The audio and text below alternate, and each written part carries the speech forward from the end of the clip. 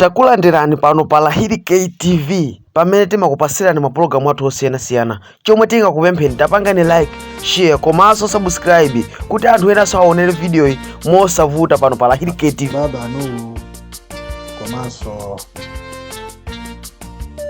olemekezeka aujinga upeza monga ndinalankhula kale kuti tiyeni ngati anthu tizikhala pa chilungamo. Dziko lino ndi lathu tonse, zikayenda zimayendera aliyense, zikavuta zimavuta aliyense. Malingana ndi mali zathu amene akumveka ma media stations komanso ndache amene imene akulankhulira Annabel, zikuonetseratu kuti ife amalawi Congress Party taluza masankho. Chimene chatsala ndi kungodikira official announcement ya MEC. Koma zoti tizinamizana kuti ayi kuti zisintha kulibe. Pano pakati ife achewa mbiri sitinavote. Ndipo ine ndapanga interview nthangapo chifukwa chani makavota tataoneni chala aya. Poyamba kumanama aya atavota tataoneni chala aya sinakavote bwanji sindiona usiyana china chilichonse. Ndi zimene achewa mbiri akalankhula. Kuvota kusavota kwa iwo samaona kusiyana kulikonse. Ndiye ambiri amene avotaso ena amavotera ife chipani chathu ngati chipani chawo, komanso ambiri amapezeka akuvotera olemekezeka Peter Kutalika.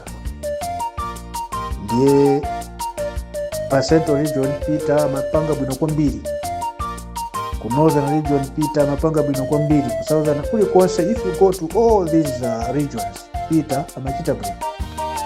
So ndizosadabwitsa kuti Peter akutsogola, ndipo monga ndanena tikungodikira announcement ya MEC official results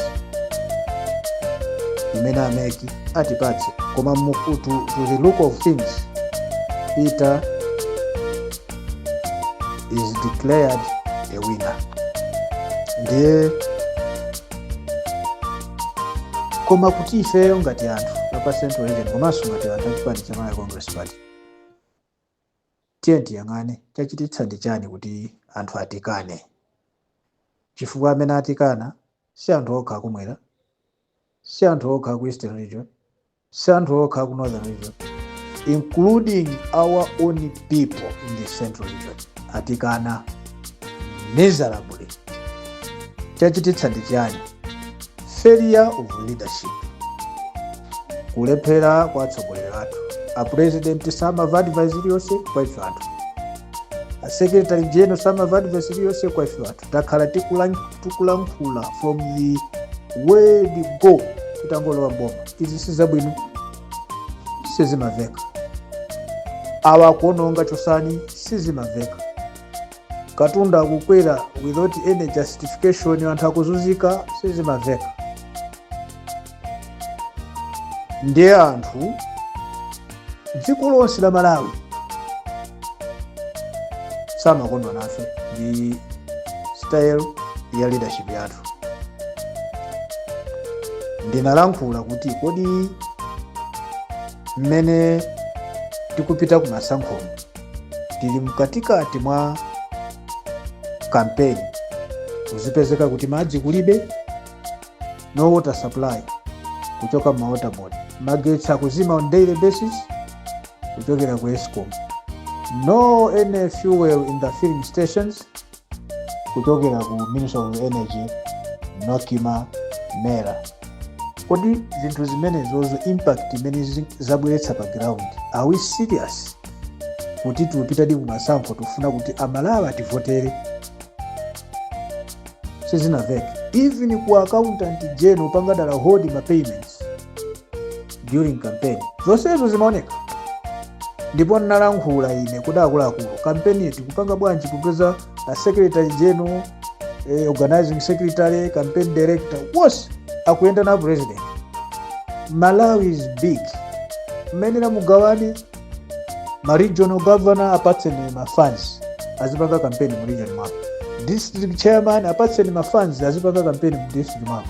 Constituency governor apatseni kutekera ma constituency mtima meeting timene azipanga on the ground level. Tidzutsa vanthu amene mwina akuganiza mola kuika kuti mwina sakavota satani.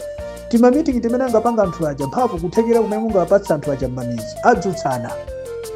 Sizimaveka ndalama za kampeni a secretary general, ndalama za kampeni a president, regional chairman no even tambala kampeni yakuti. So the indications were there kuti leadership yatikanika. Minister of Finance alepera for almost 4 years, no forex in the country.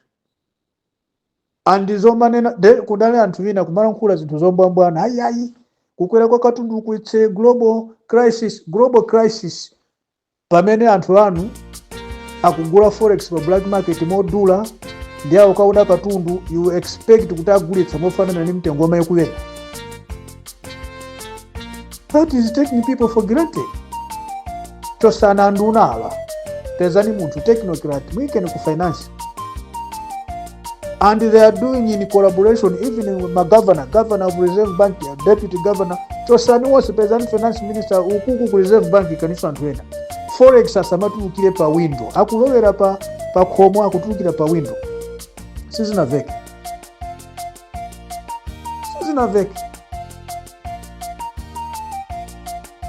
Ndiye leadership ngati sukuzwa kulira kwa wanthu.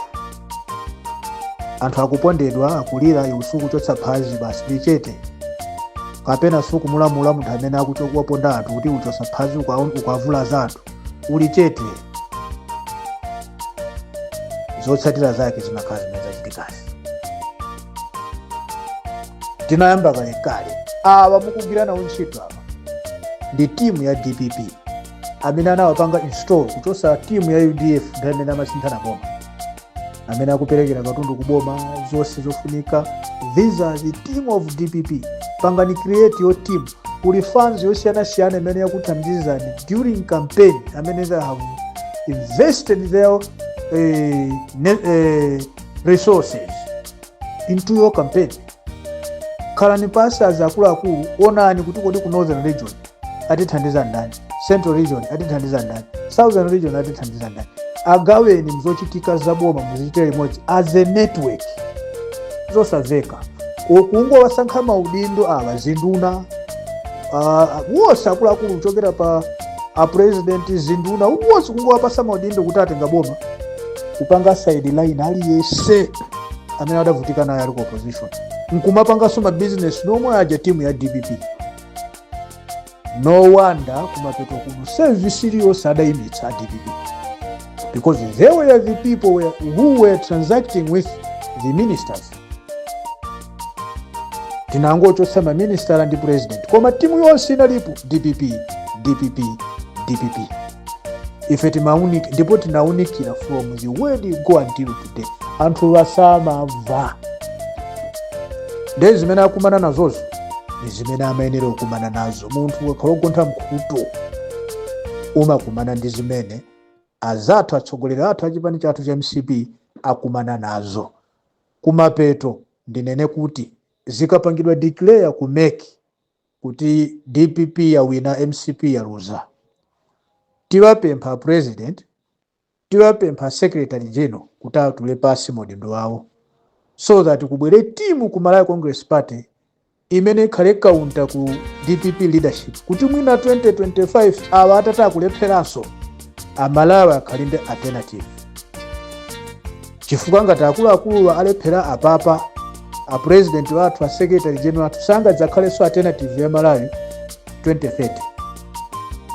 Sizingatheke. Ndiye palibe chifukwa choti achedwe kukhala mipando imene mipandoyo alephera kuyigwirira ntchito. Tiwapempha after apapa zikapangidwa di declare kuti tawina kuti apange resign tipezewa anthu amene ayendetse chipani for the betterment of Malawians. Uthenga umene ndingapatsa DPP as a Malawian citizen ndionena kuti ayang'ane zimene zidawachititsa kuti achoke mboma, komanso ayang'ane zimene zawachititsa MCP kuti amalawi asavotere. Akakhonza zimenezi akhala mboma alamulira popanda vuto lilonse. Ndikunena izi chifukwa tikayang'ana mavoti amene akuyendera, amene avotera DPP salomwe. Ndibwereze, tikayang'ana mavoti amene akuyendera, amene avotera DPP salomwe wokha. Achewa avotera DPP, atumbuka kumpoto avotera DPP, atonga avotera DPP, angoni avotera DPP, ayawo avotera DPP. You can imagine mangoji kuti pali center zina zimene amapezeka kuti MP akutsogola wa UDF, kansala akutsogola wa UDF, president sadavotera president wa UDF akuvotera Dr. Professor Peter Mutharika. That means wavotera Peter Salome wokha. The whole nation has voted for change. Akufuna kusintha. Kusintha kumene amalawi akufuna kusintha sikuti akunena kuti apita ndi otheka otha kwambiri, ayi, chifukwa nawonso amalawi omwewo anawachotsa, koma aona ngati alternative chifukwa imene ilipo chifukwa chakulephera kwa Dr. Lazarus Achakwera ndi chipani chathu cha Malawi Congress Party. Ndeta apemphe kuti akamendesa dziko akupange zinthu zokomera osa Malawi, ndipo anthu apa Central Region aku Northern Region asachitidwe chipongwe chifukwa amene apanga contribute kuti wo abwerere mboma.